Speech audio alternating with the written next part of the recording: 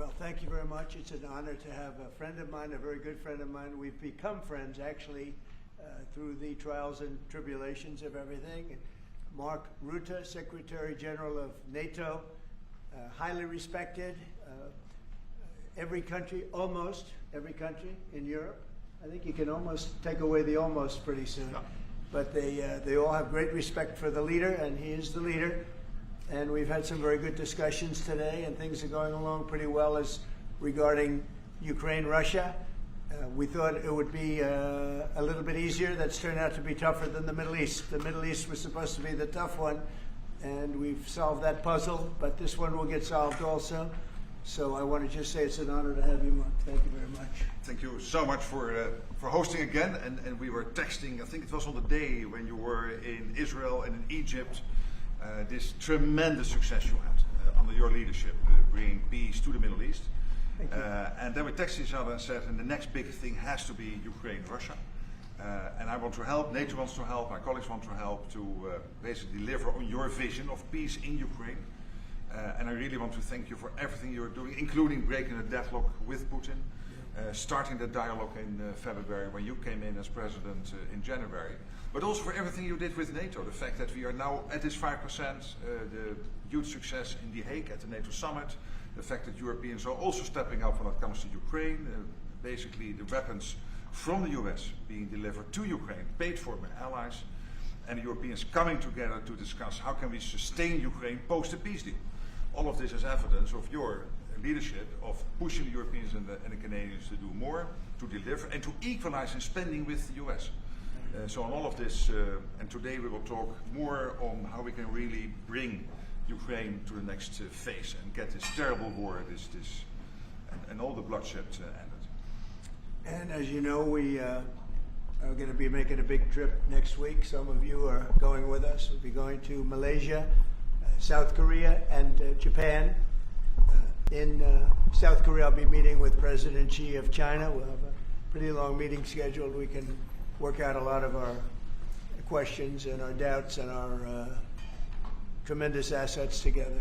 So we look forward to that. I think something will work out. We have a very good relationship, but that'll be a big one. We canceled the meeting with President Putin. It didn't feel right to me. It didn't feel like we were going to get to the place we have to get, so I canceled it. But we'll do it in the future.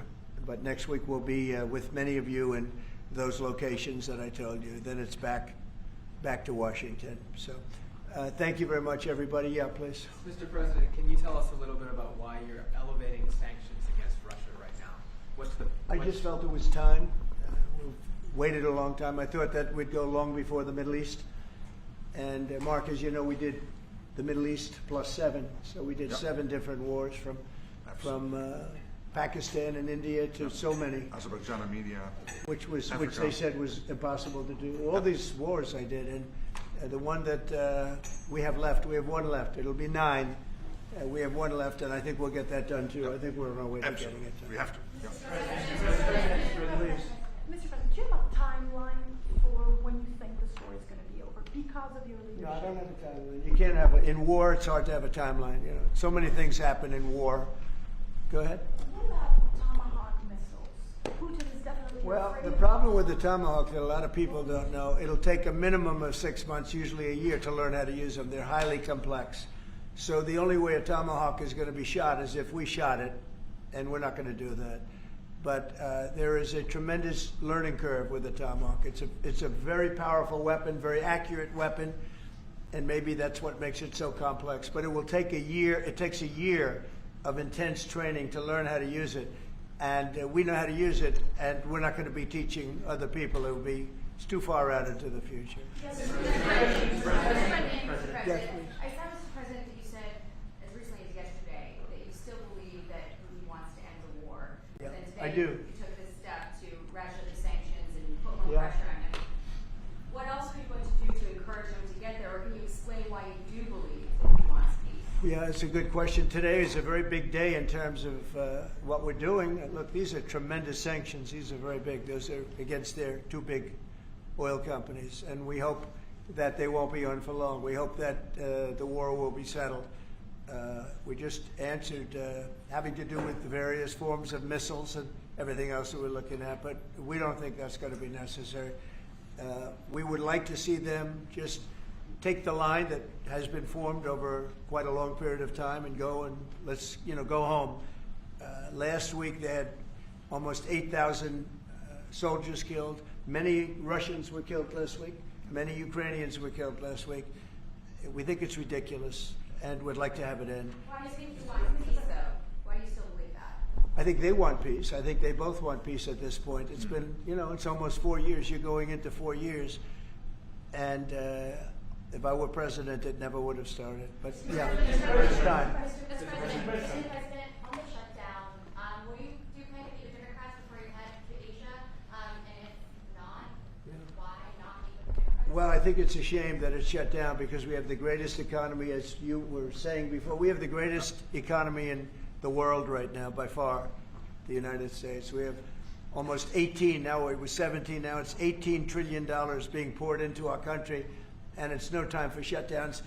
I don't think it's affecting what we're doing, but it's too bad for a lot of people. We have a lot of good people that aren't working right now that should be, and it's because the Democrats want to try and renegotiate a deal that they had negotiated. They want $1.5 trillion given to illegal immigrants who came into the country, and it's going to hurt the health care of citizens of our country that have been paying into it, that have been working hard for it, that really deserve it.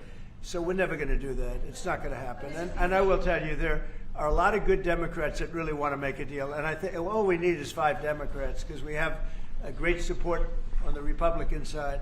So I think we need 5 Democrats, and there are a lot of them that want to make a deal. So I think at some point, common sense will prevail. Yeah, go ahead, you can finish up. On the drug boat strike in the Eastern Pacific, Yeah. can you explain to us what that was about, how it was conducted? Yeah, sure. Well, they had one today in the Pacific.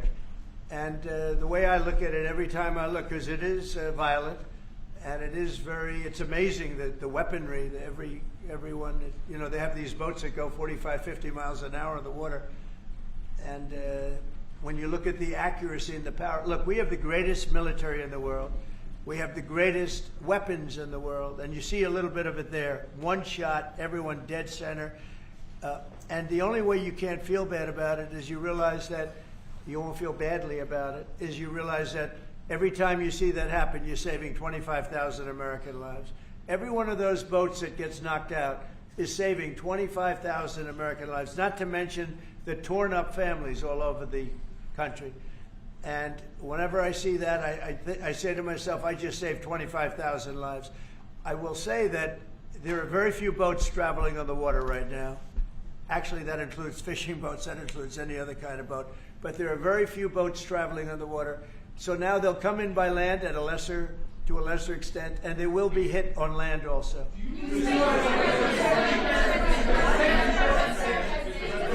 Go ahead, in the back, please. Do you have legal authority if they do come? Yes, we do. We have legal authority, right? We're allowed to do that. And if we do by land, we may go back to Congress. But we have, this is a national security problem. They killed 300,000 people last year, these drugs coming in. They killed 300,000 Americans last year, and that gives you legal authority. We have a national security, really, I will say this. When you look at the people we're dealing with, and we know them, we know the people coming in, we know the boats, we know everything else. We're allowed to do it. It's in international waters. If we don't do it, we're going to lose hundreds of thousands of people. Now, they'll be coming in by land a little bit more because they're not coming in by boat anymore. There are no boats in the water. There are no more boats. We know the boat almost immediately. It's pretty unusual when you see somebody with a fishing rod and 5 engines on the back of the boat. You don't need that to go fishing. Wait. And we will hit them very hard when they come in by land. And they haven't experienced that yet, but now we're totally prepared to do that. We'll probably go back to Congress and explain exactly what we're doing when we come to the land. We don't have to do that, but I think, Marco, I'd like to do that. You may respond to that if you want. Yeah, well, I mean, the question is, bottom line, these are drug boats. If people want to stop seeing drug boats blow up, stop sending drugs to the United States. But does it matter if it's in the United States? Well, these are all in international waters. The Could boat. you do a strike in the United States, or if we're the Well, that's a different matter. Now you're talking about a law enforcement matter. In this particular case, there are people traveling on international waters headed towards the United States with hostilities in mind, which includes flooding our country with dangerous, deadly drugs. And they're going to be stopped. And that's what's happening. And in the case last week, you saw there was a submarine. It was a submarine. It was a submersible. That's a drug boat all the way through. We know what these boats are. The president just said it. We track them from the very beginning. We know who's on them, who they are, where they're coming from, what they have on them. If you're running drug boats, you're in grave danger. And drug usage is way down, and drug usage coming from the sea, they call it ocean drugs, a little term that they use, the ocean drugs, is very close to non-existent right now. I wouldn't want to be in one of those boats heading away. They're driving happily to destroy the lives of people, and they end up, that's the end of them. So the ocean drugs and the sea drugs, drugs by sea they call it also, that's almost down to nothing, as you can imagine. So they continue to come in by land at a little bit less because they see something is going to happen. They don't like it. They see something, and they're right. Something very serious is going to happen. The equivalent of what's happening by sea. And we're going to Congress just to tell them what we're doing, just to keep them informed. We have to do it for national security. We have to do it to save lives. Secretary President said that Vladimir Putin had not been honest and forthright in his talks with you. Just wondering if you could tell us a little bit more about your feelings about that, and also, if I may, to Rutte, just your thoughts on whether Ukraine should get tomahawks. Thank you. Well, I think that in terms of honesty, the only thing I can say is every time I speak with Vladimir, I have good conversations, and then they don't go anywhere. They just don't go anywhere. So in that sense, but no, look, he's fighting a war. He's in a war. That's two very competent sides, and that's the way war is. You never know with war, but I would say that it's time to make a deal. A lot of people are dying. They're not Americans, but they're people. They're souls, and they're dying by the thousands, worst since World War II, and we really should stop it. And to your other question, yes. Please. Sorry, to your other question, this has been consistent from this president when we first met again after your re-election in Mar-a-Lago in November. You said we have to stop the killing.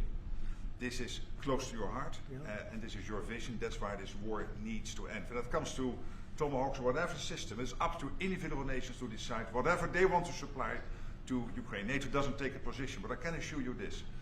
When the president called me in July and said we want to again send weapons into Ukraine, paid for by our allies, the Canadians and the Europeans, that was an important moment. And that is now taking place, and the ambassador, myself, we're working hard at this.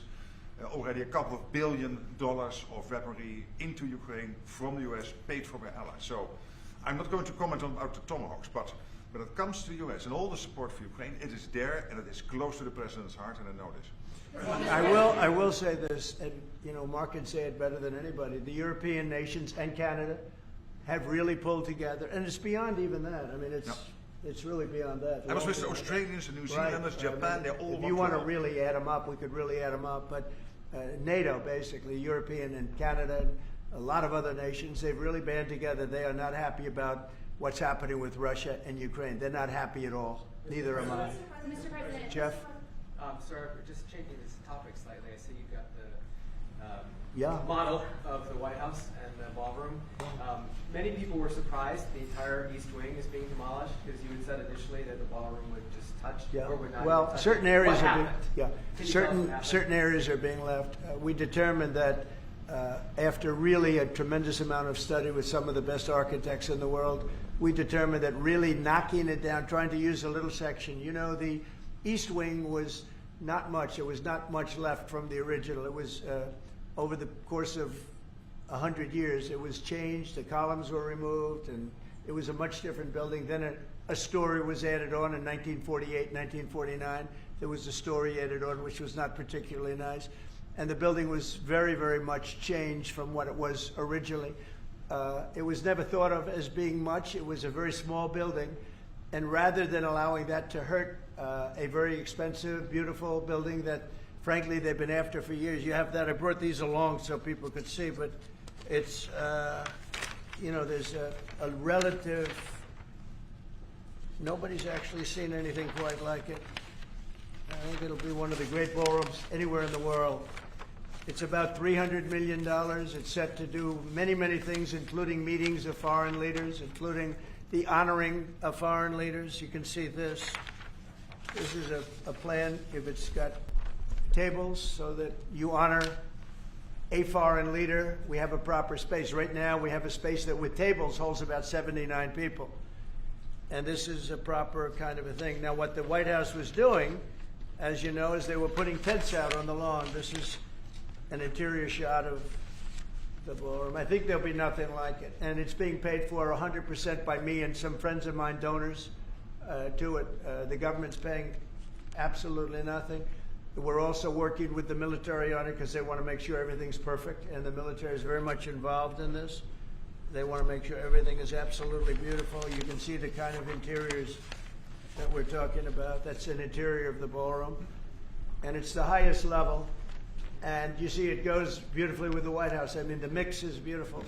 So over the years, many presidents have made changes. This obviously would be the biggest change, but this was something they've wanted for at least 150 years.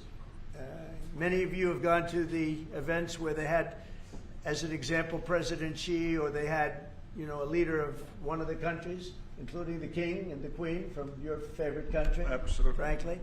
But where they'd be honored, and they'd be in a tent out on the lawn, and it would rain, and it was a disaster. Brian's shaking his head. You know what I'm talking about.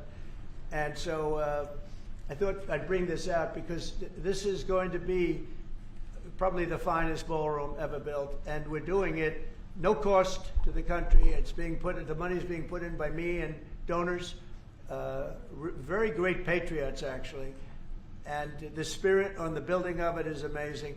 We are using little sections of footings and various other things, but that's sort of irrelevant. In order to do it properly, we had to take down the existing structure. The way it was shown, it looked like we were touching the White House. We don't touch the White House. That's a bridge, a glass bridge, going from the White House to the ballroom. Then you get into the lobby of the ballroom, and then you go into the magnificent, the main room. And it's something that has gotten incredible reviews. And you're just quickly following up on that. Just quickly following up on that, sir. I just want a quick follow up on that question. Your response to people who say that you haven't been transparent enough about this. I haven't been transparent. That some of your critics feel it should have gone through a I've review. shown this to everybody that would listen.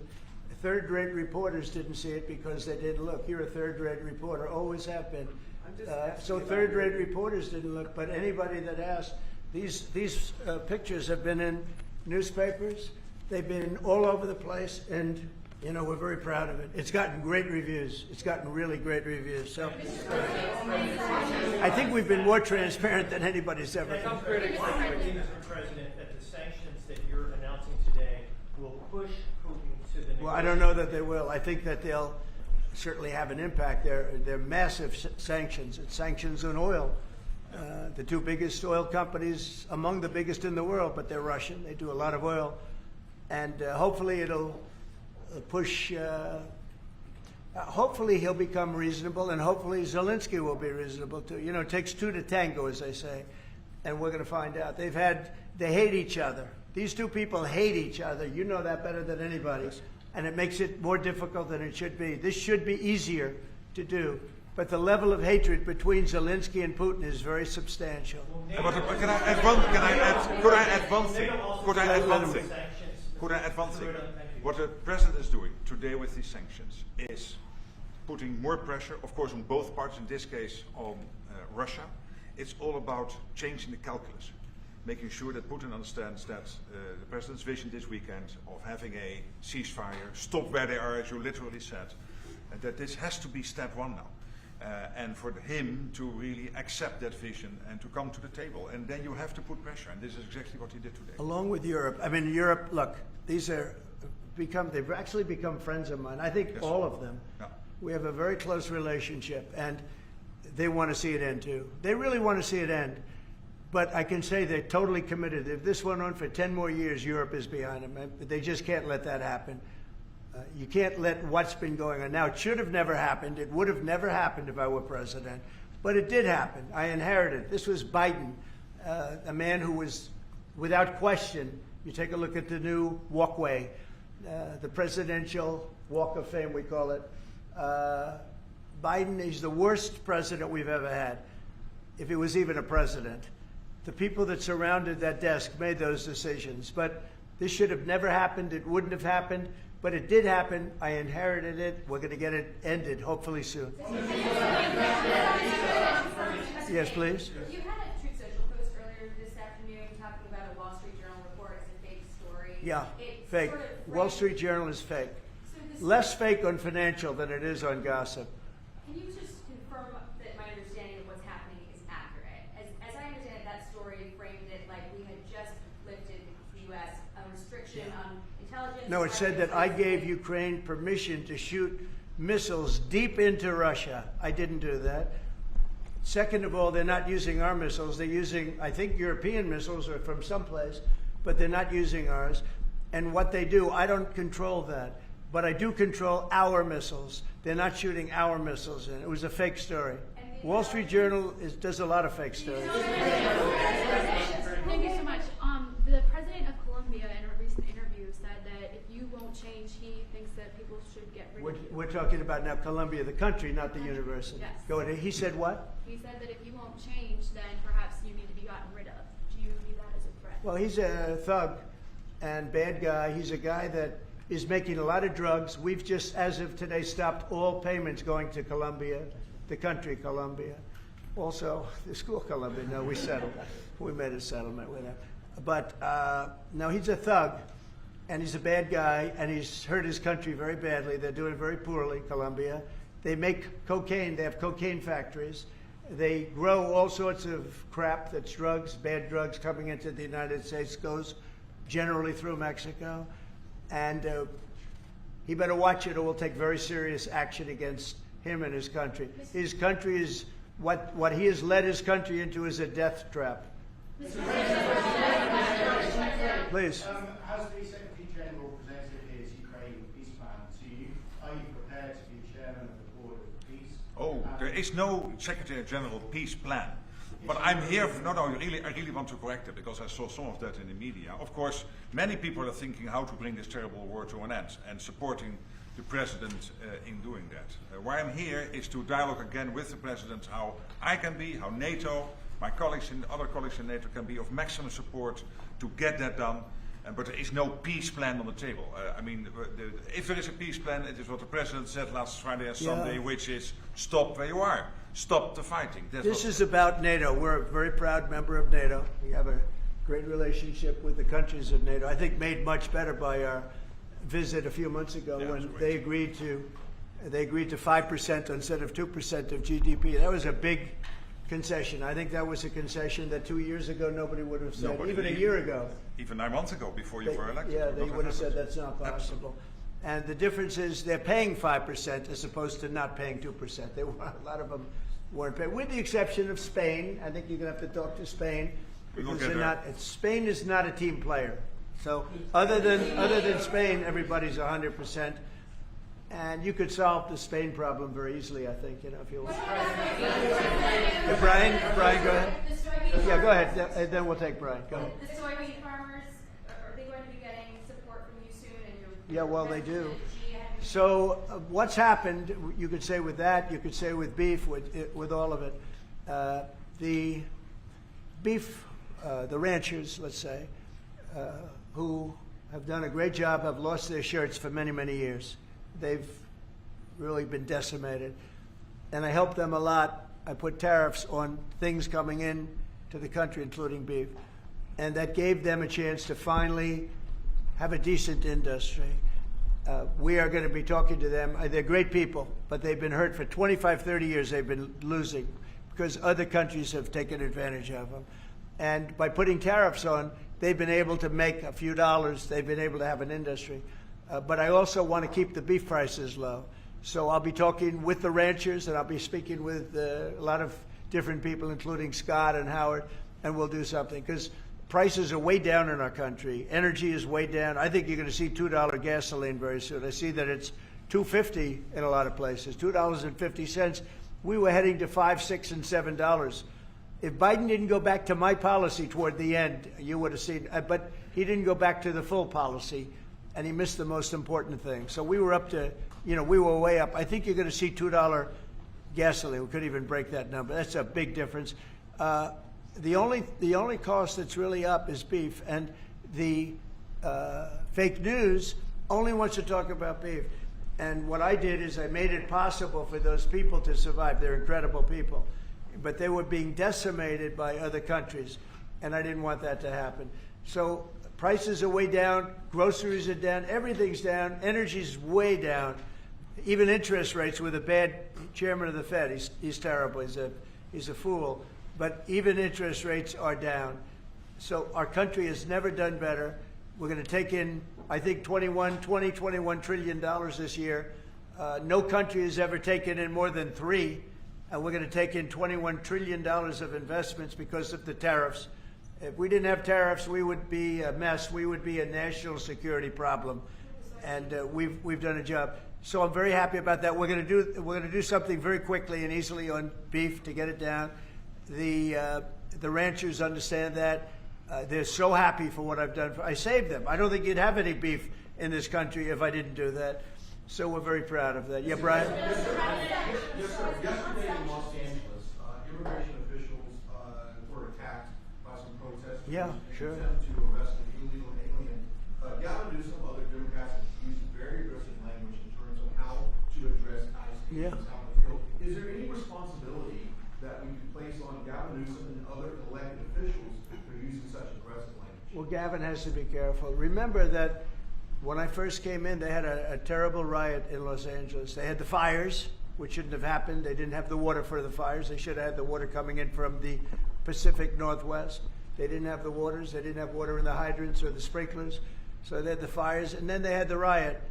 And if we didn't go and take care of that riot, you would have lost Los Angeles. You would have canceled the Olympics, which is because of me in Los Angeles.